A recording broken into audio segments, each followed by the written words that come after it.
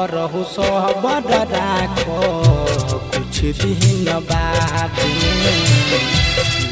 भरहु सबर राखो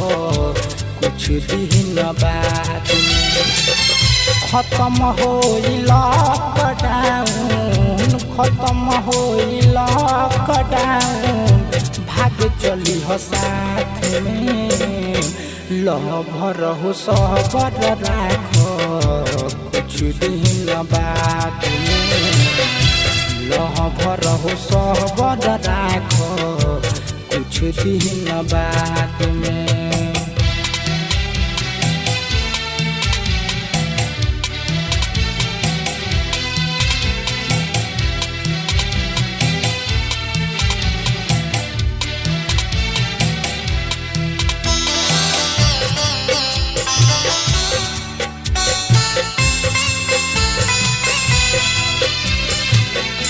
कुछ दिन वेट कर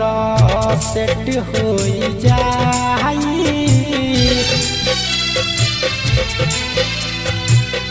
कुछ दिन वेट कर सेट हो जाई पैसा न कौड़ी बाटे कहाँ भागल जाई जाने हमार बात मानो जाने हमार बात मानो कहाँ जाइल जाई भरहु सबर राखो कुछ दिन बाद में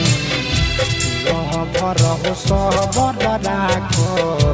कुछ दिन बाद में।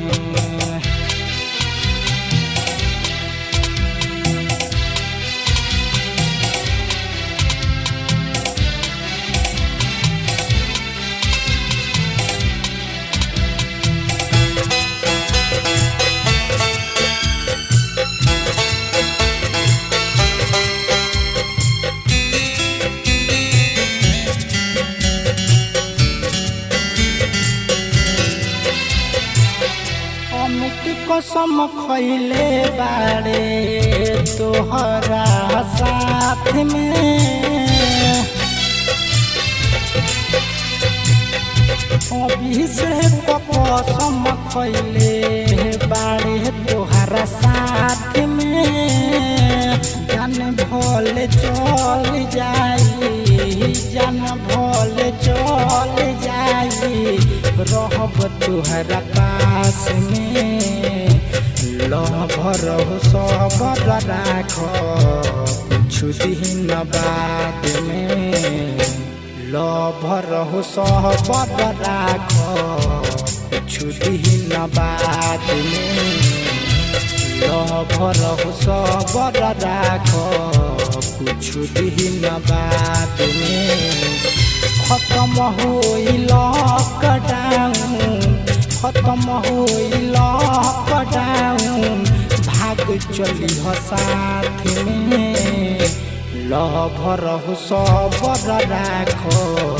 कुछ दिन बाद में भरहु सबर राखो कुछ दिन बाद में।